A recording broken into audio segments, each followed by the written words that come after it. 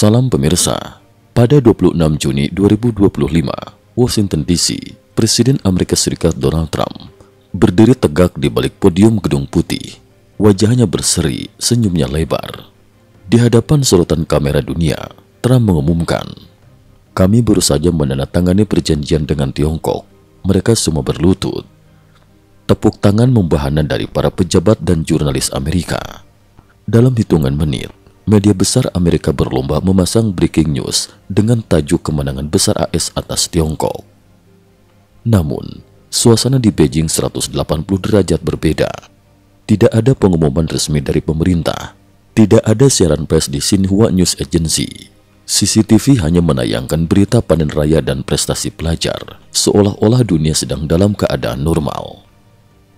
Di internet, tak satupun influencer atau buzzer pemerintah berani menyentuh topik perjanjian ini. Bahkan juru bicara Kementerian Luar Negeri Tiongkok yang biasanya lantang, kali ini seolah kehilangan suara. Keheningan total. Banyak pengamat menilai, justru dalam diam inilah terkandung sinyal terpenting. Tiongkok telah menerima kekalahan telak dalam diplomasi dan tidak sanggup mengemasnya sebagai kemenangan. Mengapa perjanjian ini begitu sensitif? Hanya 2 bulan sebelumnya, tepat pada 24 April, juru bicara Kemenlu Tiongkok, Kuo Chiakun, dengan lantang membantah segala kemungkinan negosiasi dengan Amerika Serikat. Tiongkok dan AS tidak pernah berunding soal tarif, apalagi mencapai kesepakatan. Ucapan itu keluar di depan puluhan media dengan gestur percaya diri, nyaris menantang, seolah-olah Tiongkok tak pernah takut tekanan Amerika. Tapi, realitas berbicara lain. Diam-diam, tanpa liputan media, pada akhir Juni perjanjian benar-benar ditandatangani di London. Bukan sekedar MOU atau kerangka kerja samar, melainkan dokumen resmi dengan rincian pasal-pasal yang jelas, termasuk sanksi dan tanggung jawab tegas.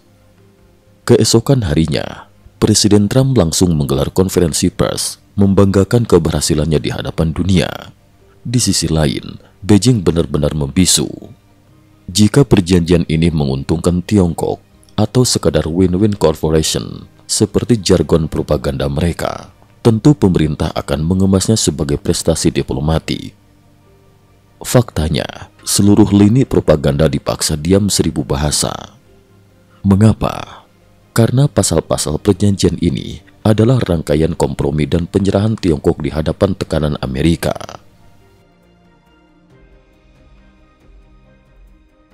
Apa saja isi perjanjian rahasia ini? Laporan berbagai sumber diplomatik dan bocoran para analis mengungkap setidaknya 5 poin utama dalam perjanjian. 1. Ekspor rare earths, senjata strategis yang dilepas. Tiongkok selama ini membanggakan rare earth sebagai bom nuklir ekonomi. Jika mereka menghentikan ekspor, industri teknologi barat lumpuh. Tapi perjanjian kali ini memaksa Tiongkok tidak hanya melanjutkan ekspor, tapi mempercepat proses dan memprioritaskan permintaan Amerika. Setiap pesanan dari AS harus langsung diproses tanpa hambatan, layaknya layanan ekspres.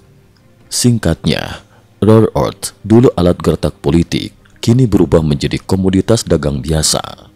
Tiongkok tak lagi punya daya tawar strategis, bahkan mengantarkan bahan mentah itu ke tangan pesaing utama mereka.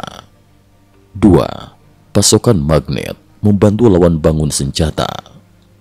Tak berhenti di bahan mentah, Tiongkok juga harus mengekspor produk turunannya. Magnet khusus untuk pembuatan radar militer, rudal presisi, hingga chip kendaraan listrik Amerika. Artinya, Tiongkok secara de facto mendukung pembangunan industri militer dan teknologi tinggi Amerika. Jika selama ini rantai pasok Asia membuat AS ketergantungan, kini Beijing sendiri yang mengasih senjata ke musuh. 3. Cabut semua balasan non-tarif, menyabotase diri sendiri.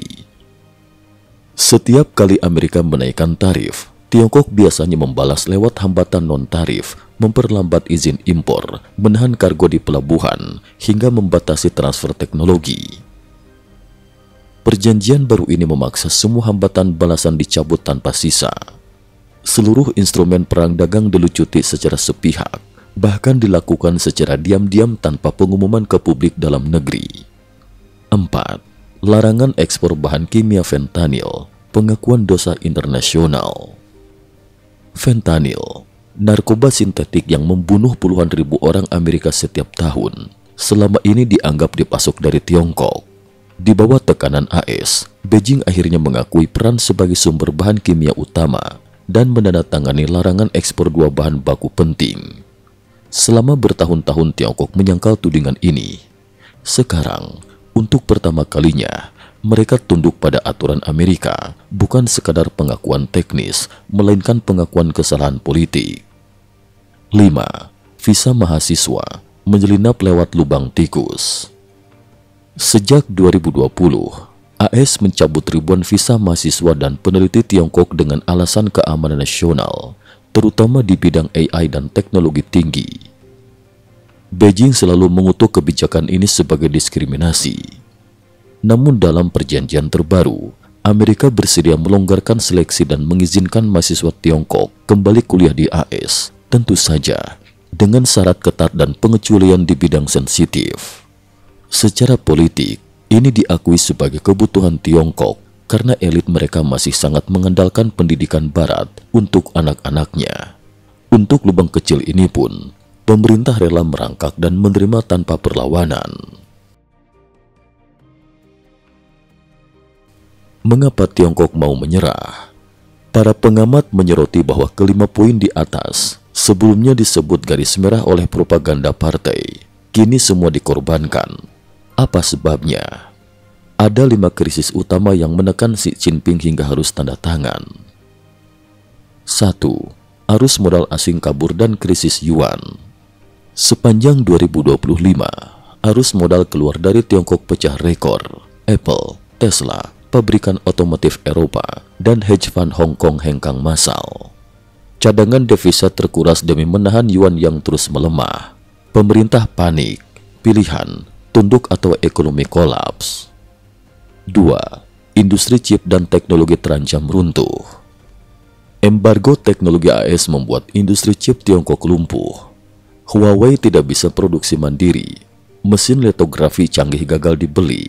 Software dan bahan baku dikuasai AS Jepang. Pabrik-pabrik raksasa mulai mencari lokasi di luar Tiongkok. Ancaman pemutusan rantai pasok makin nyata. 3. Geopolitik gagal. Rusia dan Iran tak lagi bisa diandalkan. Perang Ukraina memaksa Rusia fokus ke dalam negeri. Iran sendiri dihajar Israel, AS dan kehilangan stabilitas. Sekutu yang diandalkan justru jadi beban, bukan penopang. 4. Persaingan internal dan sidang pleno 4. Pertarungan faksi di elit partai memanas jelang sidang pleno 4. Xi Jinping harus mengutamakan stabilitas dan tidak bisa mempertaruhkan kehancuran ekonomi demi gengsi semu. 5. Kegelisahan sosial memuncak. Pengangguran remaja naik tajam, pasar properti ambruk, perusahaan besar bangkrut, dana pensiun makin terancam. Keresahan sosial membayangi setiap kebijakan pemerintah. Stabilitas dalam negeri kini jadi prioritas nomor 1. Perjanjian masa percobaan, bukan perdamaian abadi. Yang paling ironis, perjanjian ini hanya berlaku selama 90 hari. Gedung Putih terang-terangan menyebut Amerika akan menilai kepatuhan Tiongkok hingga pertengahan Agustus. Jika gagal, sanksi bisa langsung diberlakukan kembali atau bahkan diperberat. Dari sisi ekonomi pun timpang. Tarif rata-rata untuk ekspor Tiongkok ke AS 55%, sedangkan produk Amerika ke Tiongkok hanya 10%. Ini bukan win-win, melainkan skema pemenang dan pecundang. Berlutut dalam diam, peta baru hubungan AS Tiongkok. Maka, yang tersaji di depan mata dunia saat ini adalah sebuah surat penyerahan diri yang dibungkus senyap. Trump mengumumkan dengan bangga, media barat membedah isi perjanjian, sementara Beijing membisu. Banyak analis menilai, Xi Jinping bahkan bukan aktor utama dalam penandatanganan ini. Dokumen dirumuskan oleh tim penanganan krisis dalam pemerintahan. Kelompok elit yang sadar hanya kompromi sementara bisa mencegah runtuhnya stabilitas nasional. Inilah politik berlutut dalam diam. Suatu ketika partai berkuar, tak akan pernah berunding. Kini, mereka justru merangkak di lorong gelap, menandatangani perjanjian demi secerca harapan bertahan hidup. Penutup, pelajaran dan perjanjian 26 Juni.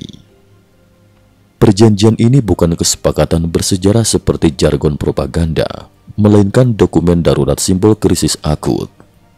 Tidak ada perayaan kemenangan di Beijing, tak ada selebrasi nasional, bahkan tidak ada pidato motivasi dari elit partai. Yang tersisa hanyalah senyum getir Trump, sunyi di Beijing, dan pelajaran pahit bahwa kadang diam adalah bentuk kekalahan paling nyata. Cukup sekian dulu, terima kasih atas perhatiannya.